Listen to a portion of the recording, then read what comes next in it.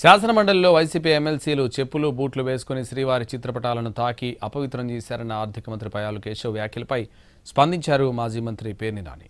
కేశవ్పై సెటైర్లు వేశారు. గతంలో సీఎం చంద్రబాబు బూట్లు వేసుకుని ఆలయానికి వెళ్లారని ఫోటో ప్రదర్శించారు పేర్ని నాని. ముందు సీఎం చంద్రబాబును అరెస్ట్ చేయించాలని కేశవ్పై మండిపడ్డారు.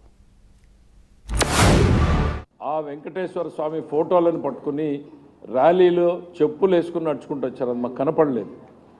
కానీ సభలోకి వచ్చిన తర్వాత ఒక ప్లకార్డ్ లాగా వెంకటేశ్వర స్వామి ఫోటోల్ని వాడడం, చెప్పులు వేసుకుని వాళ్ళు ఆ ఫోటోను పట్టుకున్నటువంటి తీరు మమ్మల్ని అందరినీ కూడా కలిచివేసింది. స్పాంటేనియస్గా అక్కడ రియాక్ట్ అయ్యాం.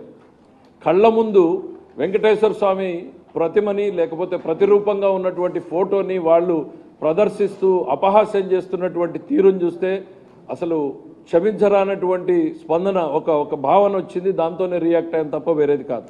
మైండ్ చెడిపోయినట్టుంది కేశవ్ గారికి. వెంకటేశ్వర స్వామి ఫోటో పట్టుకుని కింద బూట్లు వేసుకుంటే అపవిత్రం అనేది మీకు అనిపిస్తే, ఓ కేశవ్ గారు, అప్పుల మంత్రి, ఆర్థిక మంత్రి కాదు తమరు, అప్పుల మంత్రి. ఓ అప్పుల మంత్రి గారు, బూట్లు కనపడుతున్నాయా? దేవదేవుడు వెంకటేశ్వర స్వామి ఫోటో కనపడుతుందా?